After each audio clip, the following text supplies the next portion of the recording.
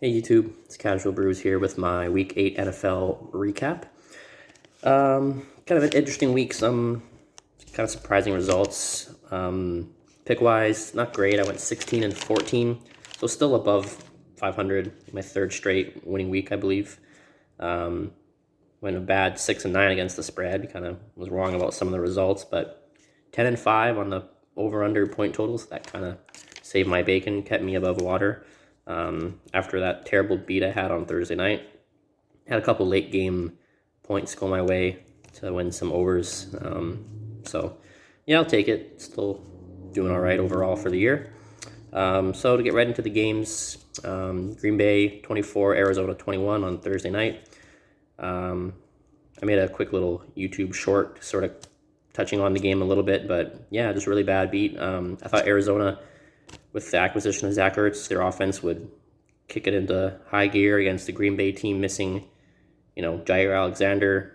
I think Preston Smith, or is it one of the Smith brothers out as well. Just thought Green Bay's defense is just okay even when fully healthy. And then obviously Green Bay missing Adams, Lazard, Scantling. I just thought it would be kind of tough for Rodgers against the solid defense, but Arizona kind of showed me what they've shown me all year, and that's outside of their one big win against the Rams, they've kind of not won in the most convincing fashions. Look at their games against Jacksonville, Minnesota, 49ers, just kind of squeaking by teams they should maybe beat a little more handily. And yeah, the Cardinals didn't look good. Had the ball after Green Bay really botched that goal line, two straight plays at the one, and they get the delay of game to go to 3rd and 6. Rodgers brings it up to the 1. They go for it on 4th down. Just a broken pass play. So yeah, after that, you figure Arizona would come down the field, hopefully, score. And they threw the interception in the end zone. AJ Green didn't seem to know what the play was. That's bizarre for a guy who's been in the league as long as he has. Yeah, just a brutal beat.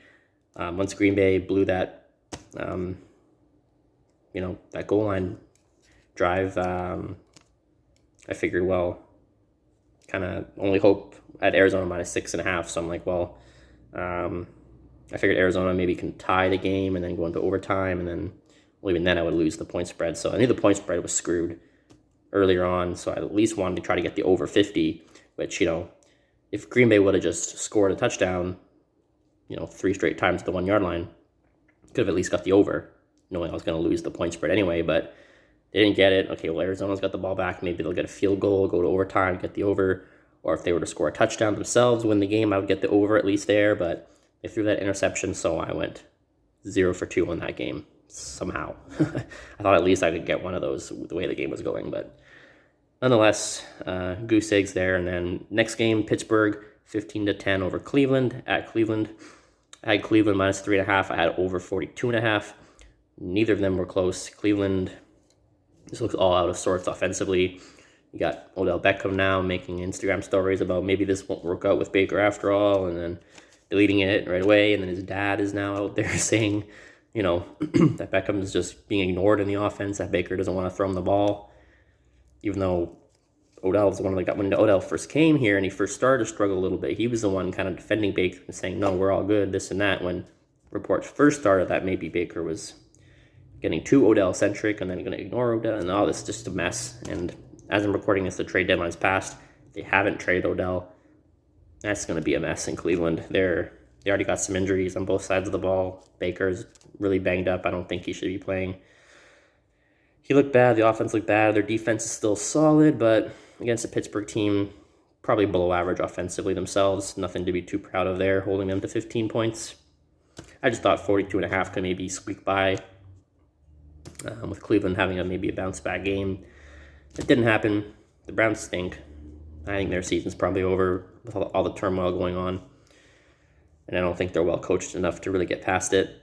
So yeah, that's lost both of those. So wasn't off to a great start, to say the least. Next game we had the Bears. San Francisco, 33, the Bears 22. I don't know. I'm still not a believer in the 49ers despite this result. I just thought, I thought 4 points. The Bears could at least keep it close. 2 below average teams going at it. And yeah, the Bears, I think they took the lead 22-21 or something like that, 22-20, off a nice Justin Fields, I think, third or fourth down scramble into the end zone. He looked a little bit better today than he had in previous games, but Chicago's defense just kind of having a disappointing year. After they were so good, even just like last year they were a little shaky, but the year before, one of the best in the league. Yeah, their defense doesn't look good. The Niners kind of obviously pulled away late, so I lost the point spread there, but at over 39.5, I just figured, if San Francisco was going to win, they like to play fast, they would push the pace and keep that over in play. So yeah, at least I got that one. Next one, we had, what was my lock of the week? Falcons. I had Falcons -3 as my lock of the week, and Carolina wins 19-13 at Atlanta. I think obviously a big part of that was Calvin Ridley. It was only maybe a couple of days before the game. Either way, I didn't know this when I made the pick, but Ridley announced he was stepping away from the team. Some mental health issues. Obviously, you can't really say anything negative about that. He's got to do what he's got to do. He's been a big target for Matt Ryan, and coincidentally, offense looked kind of out of sorts without him. Pitts, I didn't really watch a lot of this game, but Pitts was like a non-factor. Stephon Gilmore obviously played a big part defensively for Carolina in this game. He had an interception. And yeah, Carolina, that game for Carolina looked kind of like how I expected them when they were on their 3-0 roll. Obviously, they stunk the last 3 weeks prior to this game, but I'm still not gonna believe in them now off this win. Atlanta's not a very good team. I figured they're at least going to be kind of scrappy and maybe play some better teams close. I thought they could win this game outright just off of what I've seen eye test from Carolina, just not looking good. But an Atlanta team that's defensively figuring things out a little bit, but without Ridley now and obviously without Julio Jones, they might be a little bit disjointed offensively. I still think they'll bounce back next week. I'll have to see what their line is in that game, but yeah, and I figured the under 46 would hit, which it did, thankfully. I'm currently 0 for 4 as I'm doing this on the spreads. Under 46, I just thought, Atlanta's defense had been coming around. Carolina just hasn't looked good offensively. They didn't look great offensively really anyway in this game, but they ran the ball well. They had over 200 yards rushing in this game. That'll work. Yeah, so under 46 hit pretty comfortably. Atlanta's offense didn't show up. So, yeah. Next one, we had a big upset. The game, I didn't have a lot to toot my own horn about this week, but I was all over this. Cincinnati was -10.5. I just thought it was a little too early, as good as they've looked. Still the Bengals, still a young team. I just think it's a little early, especially in a road game, to favor them by that many points. I thought they would win the game still, but I thought Jets team, well coached, kind of showing signs of life lately. Obviously, besides that blowout to New England. But I just thought they would really, off that embarrassing loss, come back with a good effort, and they did. Won the game outright. Bengals were leading almost the whole game. Jets cut it, I think, within 5 points, and then Burrow, very first play after that, threw a pick. I said in my preview to this week, he's looking really good, but he's still little inexperienced. He's still prone to maybe a bad turnover here or there, just like all young quarterbacks are. And first play after the Jets cut it to 5 points, he threw the pass, it gets batted down. Shaq Lawson, he intercepts it right then and there. Jets go in and score right away, take the lead, and then Bengals got the ball back, punted, I think, and then the next drive for the Jets was kind of like the clock-killing drive, and they looked like they had them stopped, and then a questionable helmet-to-helmet play effectively ended the game because I gave the Jets a first down, and they could run out the clock easily from there. 34-31, they win at home over the Bengals. Yeah, I mean, I thought the Bengals would still win, but maybe if not for that penalty, they maybe get the ball back and they do win, or at least bring it to overtime and then go from there. But yeah, I just thought, Jets team, they're not as bad as the Jets have been prior to Saleh coming in there coaching. Yeah, so I thought it was way too early. Realistically, I could have made this my lock of the week. I just felt really good about the Jets at least keeping it close, even within 7 points, like a 27-20 or 30-23 kind of thing. So, yeah, so I had the Jets. I also had the over, so this is my first double winner. I had over 42. I just thought it was a no-brainer. The Bengals offense is pretty good. Yeah, I just thought like a 27-20 game for the Bengals seemed very much in play. The Jets can still kind of move the ball. Mike White, I don't know.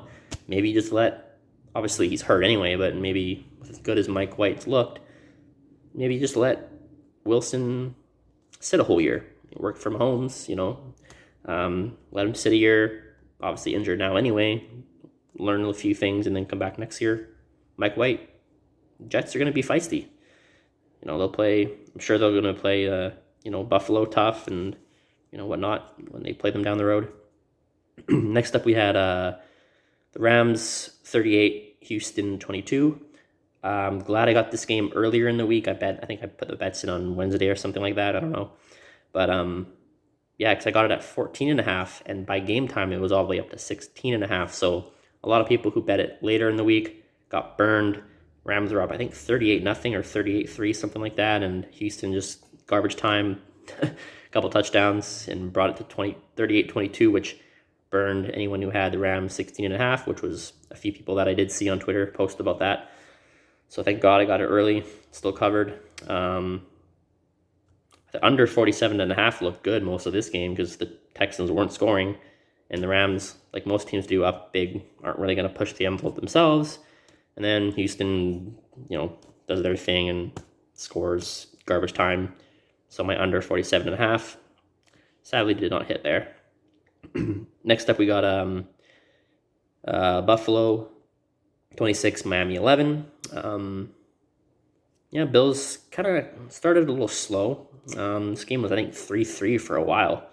Yeah, but Miami's defense still got some players. They played hard today, and just came down to Bills just being better at home, crowd. Fed off that, and yeah, pulled away late. Got a late touchdown to cover my 14 points, thankfully, because that one didn't look good for most of the game. Yeah, Bills still rolling. Not much you can say. They're a good team, both sides of the ball. Well, defensively, I don't know. Can't really put a lot of stock into 11 points against Miami. I still think about their defense against the Titans, how bad that was. But, they can score with anyone. They're still going to be right up there in the AFC. It'll be real with how the Patriots are playing. Those Bills-Patriots games are going to be something. Those are going to be dogfights, I think. So, yeah, Bills rolling, still covered there. I had that, and I also had under 49.5, just off the back of Miami not probably scoring very much, and I was right there. So, won both of those. Next, we had Detroit. I just realized I made a mistake in my calculations. My bad. I counted that as a win for some reason. That's my bad. I had, obviously, Detroit +3 against Philly. For some reason on my sheet, I checked that correct. So without having to go back and redo this whole video, I was only 5-10 against the spread. So for a week of 15-15. So yeah, I don't know why I did that, but I could not have been more wrong about that one. Philly won 44-6 at Detroit. I had Detroit +3. I just thought Philly hadn't looked very good. The Lions team at times has played tough. I just thought that would be the game they would pull through, maybe win. They got killed. Now it begs the question, are they going to be the first team to go 0-17? I still think they find a win. They play the Bears on Thanksgiving. That could be the first win. Yeah, for some reason I was going through my picks, checking off correct and marking off incorrect.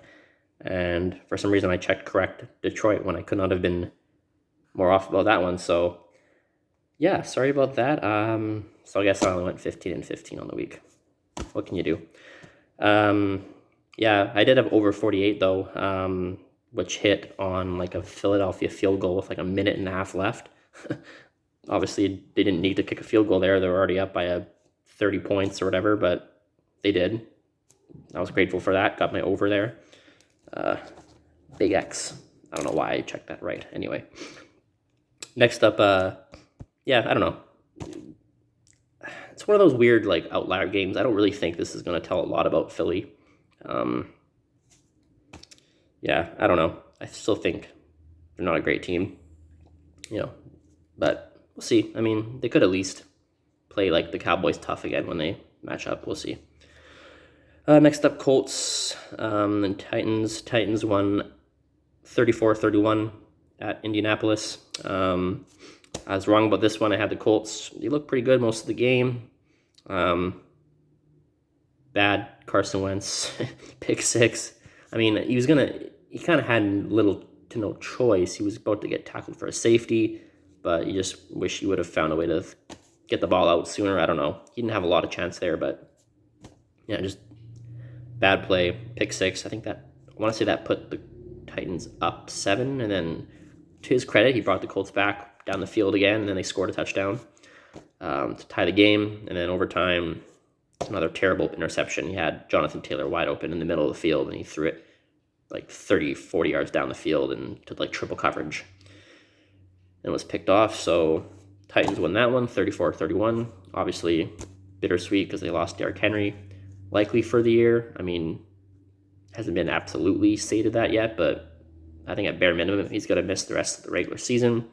Maybe miraculously comes back for the playoffs, but he's such, is there one player more a part of their offense than Derrick Henry? I don't think so. So begs the question, will Tennessee even... Thankfully, they built up a pretty solid lead in the division. I think they're at least 3 games up, maybe 3.5 or whatever, but yeah, so bad loss amidst a good win otherwise. And then over 51, these two teams, it just was like a no-brainer. That could have been my lock. I felt amazing about that.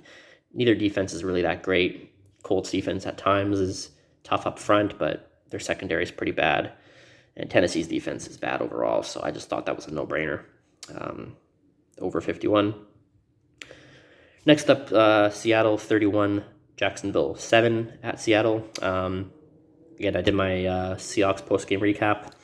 Not a lot you can really say about this game. I mean, Seahawks took care of business like they should, even though they were only 3-point favorites, which would have seemed crazy 3 or 4 years ago to ever expect the Hawks to only be 3-point favorites against a 1-win team. But they hadn't played well at home really lately and hadn't shown much with Geno Smith that they can score. They came out, offense was on roll. Play calling worked for them, got the ball in DK's and Lockett's hands and had them make plays. It's a good formula. Should have done it earlier. Ran the ball okay. Not great, but they didn't really need to. The passing game was working. The short passes, just had a good rhythm going. And the defense, albeit against one of the worst teams, if not the worst team in the league, looked pretty solid. So that was promising. Obviously a massive game for them after their bye. Going to Lambeau Field. Hopefully Russell Wilson's back for that. If not, it'll take a miracle to beat the Packers in Lambeau with Geno Smith. But the times he looked good throwing the ball. Still takes some bad sacks. Still looks kind of lost in the pocket sometimes, but he threw the ball well. So I had Seattle, and then I had the under 43.5. I just thought, Geno Smith offense, we're lucky to score 20, 23 points, and then I liked what I saw from the defense enough to hold Jacksonville to under 20 at least themselves, which they obviously did. So I won that under 43.5. Next up, Chargers and Patriots. Patriots win 27-24 at LA. I thought this could be a close game, but I just figured off a bye, and then off that bad loss to the Ravens prior, Chargers would come out prepared and figure their offense out. Maybe their defense isn't so great after all, but I just thought they could figure out offensively what to do. And I don't know. They didn't look great. I don't know. Herbert is kind of looking tentative a little bit. He just doesn't seem to have the same zip on his throws. He's looked pretty bad the last 2 games off of like a borderline MVP start to his season. Patriots, I touched on it last week. They could go on a little run here. They're now 4-4. The AFC, I feel like, is pretty wide open. Patriots could be a factor. Obviously I had Chargers -5.5. lost that. My over 49 squeaked by here. I just thought, yeah, Chargers defense looks a little shaky. I figured they could score quite a bit. I thought this could be like a 34-23, 34-27 kind of game, because the Patriots are starting to move the ball, especially in the run game. And yeah, Patriots won a good close game, so they're going to be legit. Haven't looked at the lines for next week's games yet, but I guess technically this week, 'cause it's now Tuesday. But yeah, going to be tempted to bet on them. I've kind of faded them like almost every week. I've bet against the Patriots, and they're making me look stupid. So yeah, that was an interesting game. Good for the Patriots. Next up we had Saints 36, Bucks 27. I was on the Bucks minus 5.5. Lost that, and I wrote the over. I crossed it out. Wrote the under as my pick. Should have known. Yeah, I don't know. Bucks can score. It helped that, well, at least for over bettors, it helped that the Saints got such a big lead early, because that forced the Bucks to pick up the pace, which Tom Brady, they can do that. Run no huddle, score fast, catch the Saints in like a prevent defense, and that's the perfect formula for anyone betting the over, is for one team to get a big early lead. And yeah, sucks for Jameis that he went down. Been playing pretty well. Simeon he was effective. I mean, they drove the ball down the field with him a couple times, but he didn't look great, at least by my eye, a couple of his throws. Yeah, on that drive where they were up 29-27 or whatever it was, yeah, they kind of botched that pretty bad. The Saints did anyway, and I mean, at that point, both my picks were screwed anyways. I didn't think, even if Tampa were to get a touchdown, go up 34-29, I had them 5.5, so I would have lost anyways. But yeah, Saints kind of weird play calling, clock management, gave the ball back to Brady with way more time than they should have. The whole world thought that was stupid, and thankfully their defense made a play, picking off Tom Brady going to the house. So yeah, big win for the Saints. The Seahawks loss against the Saints doesn't look as bad now. Not that it looked really bad to begin with, but the Saints might be legit. I mean, it's going to be tough sledding for them, at quarterback at least, but the rest of their team's pretty solid. Running game's going real well. Their defense looks really good. So yeah, another team kind of maybe right in the mix in the NFC. So yeah, I lost that pick, lost the under 50 there. Next up, Denver 17, Washington 10 at Denver. Kind of a boring game. Boring game for the most part. Didn't watch much of it, but from what I was kind of seeing and following along, just bad offenses both sides. At Denver -3, under 44.5. Won both of those pretty easily, although Washington, I think, was driving with the ball a couple times with a chance to tie and just made a mess of it. Yeah, they're a disappointing team. I think a lot of people would have picked them to win the NFC East before the season. Considering they had won it last year, kept a lot of those pieces in place. Heineke off his good performance against Tampa Bay in that first round playoff game. He had a good couple weeks maybe, but for the most part, he's been pretty underwhelming. This is a game he could probably win with Ryan Fitzpatrick back. Yeah, Denver didn't really do anything convincingly here. Squeaked by a bad Washington team. They still got problems offensively. Defense, what can you say? Washington couldn't move the ball well, but that's kind of more their own doing than anything, I think. So at least they won both of those picks on that game.